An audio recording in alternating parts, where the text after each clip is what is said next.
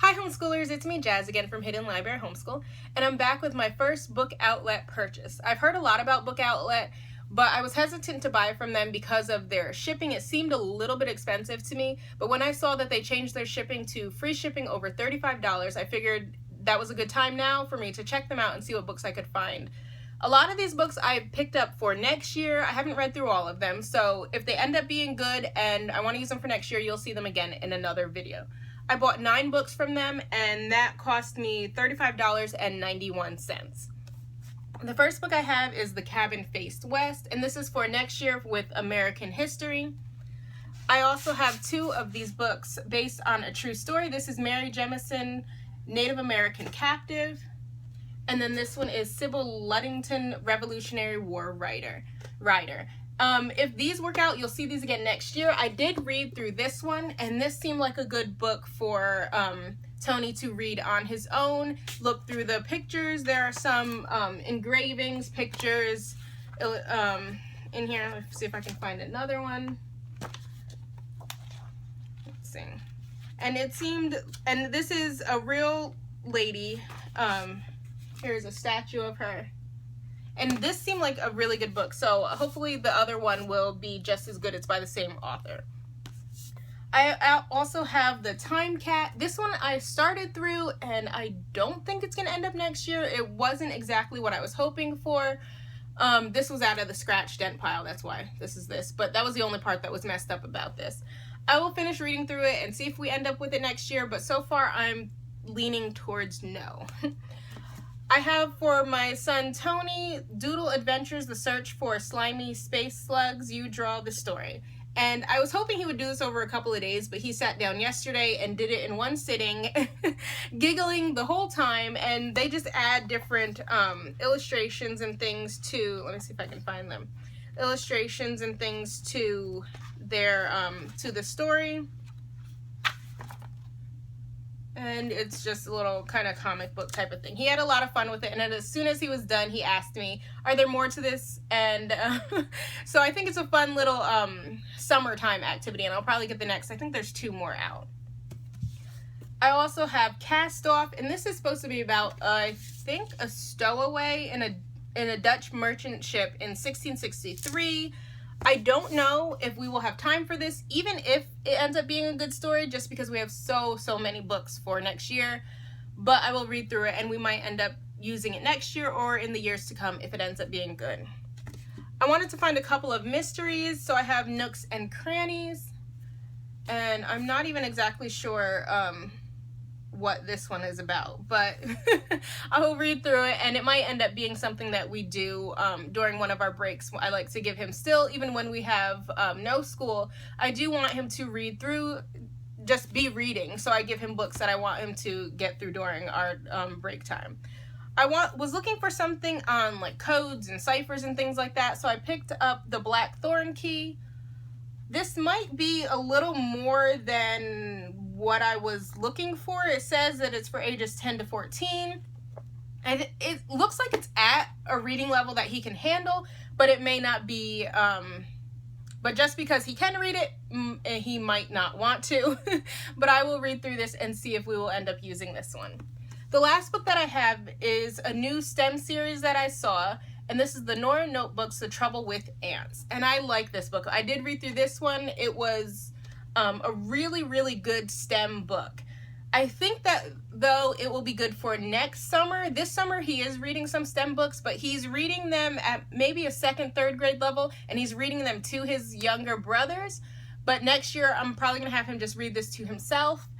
And I like that there's so many different little science facts in them, but it makes it as if science, you know, is just a part of everyday life. The girl in here, she's much more practical than a princess, and she is studying ants in this one. I think the next book is about babies, so we'll probably pick up the rest of them in the series for next summer.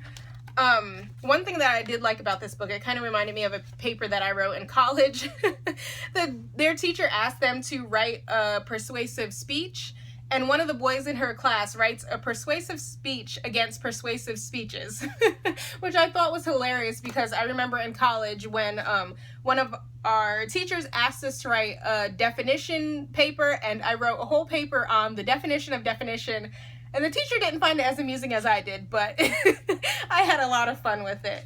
And at the end of the book, if I can find it, there is the girl, she writes a paper on the importance of studying science. And I thought that was a good paper because she goes over why everybody should learn science, even if it may not be their thing, how especially girls should learn science and get into the science field. And even no matter who you are, it's just good to know about how things work within the world. And how people should be more, you know, if people knew how things worked within the world, then they'd be a lot more careful with things in general. So I really did like this book, and I would highly recommend this one. So all of those books together were $35.91, which I thought was a good deal, even if some of them might not end up working out, because when I calculated how much the suggested retail price for all of those were, it was $116.87. So that is a lot more than the $35.91 that I spent for all of those. When I was looking at Book Outlet, they didn't have all of the books that I wanted, but that can be expected at, you know, an outlet. They're not always going to have everything. But I do think that that is a good website to at least check out and see what they have. But if you are going to do that, then really hop on your purchases, because I was putting my list together, you know, 2 or 3 days before payday. And by the time payday rolled around, some of the books were out of stock.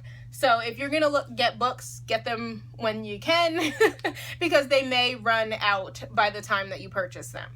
So those are all the books from my first Book Outlet purchase. And then I have a couple of Usborne books, or Usborne, I'm not exactly sure, but from Book Depository. And I love Book Depository. I've been buying from them for years. And one of the reasons I really like them is kind of silly, but but I love that they give you bookmarks with your purchases. So I don't know. I love their bookmarks. I like that they have different designs. Some are more colorful, but right now the bookmarks that they have are little drawings. And I guess you could color on these if you wanted to. I think that's kind of in the style of those adult notebooks. And I've gotten some bookmarks for my son Tony, and he doesn't want them. He wants the Book Depository ones. I don't know, I guess it seems more grown up to him, but that is one of the reasons I like buying from Book Depository. Another reason is with the Usborne books, they always have them in stock. At least in my experience, when I've been buying them over the past couple of years, they've always had everything that I needed in stock. And I found that a lot of times when I try to buy Usborne books in America, they are not always in stock. Someone may say, okay, we have to order that. And I'd rather just order from the country where it comes from and know that it is, you know, purchased, crossed off my list, and I can get it. But the only thing is, if you buy from them over here in America, you do have to take into account that it is coming from another country. So you do have to order them 2 weeks to maybe a month before you actually need them. So I just have whatever's on my list. And I usually order my Book Depository books before I order any of my other books, just to make sure that they get here on time. So the 3 books I want to show you from them are all flip books. This is See Inside World Religions.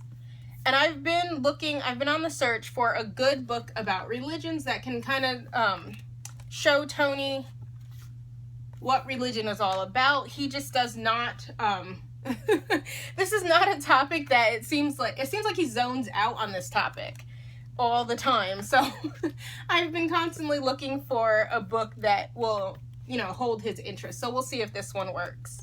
And of course, there are many different flaps, and he likes books like that where he can, you know, see under it, and those tend to hold his interest a little bit more. We also have See Inside Exploration and Discovery. And this book we are going to use next year, but it covers a lot more time and space than we will be covering next year. So it doesn't necessarily fit easily within 1 year of world history, because it's going all the way from the early explorers to, you know, the race to the poles, and in space also. And then the last flip book that I have is See Inside Ships. And this one is talking the same thing about ships from all different time periods and all different countries and civilizations. So those are some of the fun buys that I've gotten recently from both Book Outlet and Book Depository. And thanks for checking this video out from Hidden Library Homeschool. Please like, comment, and subscribe below. Bye.